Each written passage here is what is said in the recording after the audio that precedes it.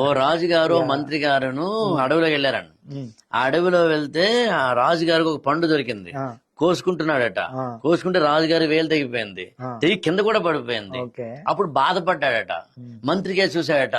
మంత్రి నవ్వుతుంటున్నాడట. ఊరి ఏంట్రా నవ్వుతున్నావు ఏంట్రా నువ్వు, నాకు వేలురా తెగిపోయింది అని.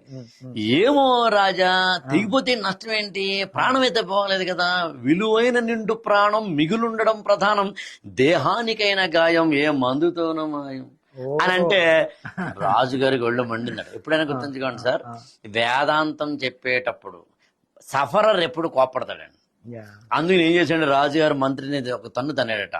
తంటే ఒక గోయింటి గోతులో పడ్డాడు. అప్పుడు రాజుగారు అడిగారు, నువ్వు గోతులో పడ్డావు కదా, అయితే నేను నవ్వుతున్నాను ఇప్పుడు అంటే నవ్వుకొని రాజేకుండా పోతానట. సో మంత్రేమో గోతులో ఉన్నాడు, రాజేమో ఆ అడవిలోకి వెళ్ళిపోయాడు.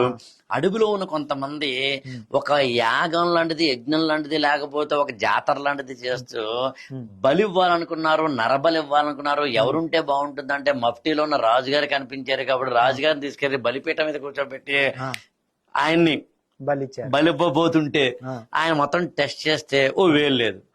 వేలు లేకపోతే మనం చూడండి, దేవుళ్ళకి ఏదైనా అరటిపండు పెట్టాలనుకోండి, అరటిపండు బాగా ఉండి ఏదో ముక్కు పోతే దాన్ని పక్కన పెట్టేస్తాం. అలా దేవుడికి బలి ఇవ్వాలంటే ముందర వీడి వేలే లేదురా బాబు, వీడి ఎలిజిబుల్ కాదని వదిలేశారు. అప్పుడు రాజుగారు పరిగెత్తుకుని వెళ్ళి గోతులో ఉన్న మంత్రి గారిని పైకి తీసి, రే ఎంతరే, నాకు వేలు తెగిపోతే నవ్వావు నువ్వు, వేలు తెగిపోతే నష్టం అనుకున్నాను, కాదు నష్టం కాదు లాభం జరిగింది, నాకు నా తలకే తెగిపోకుండా కాపాడింది, నాకు డౌట్ వచ్చిందిరా మంత్రి, నువ్వు గోతులో ఉన్నావు కదరా, నీకేం మంచి జరిగిందిరా అన్నట.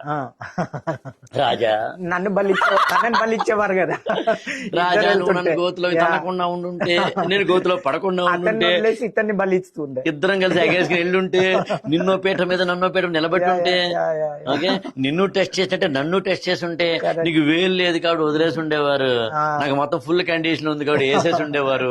కాబట్టి వేలు తెగడం నీకు మంచిదైంది, గోతులో పడ్డం నాకు మంచిదైంది, జీవితంలో అంతా మనం మంచిగా.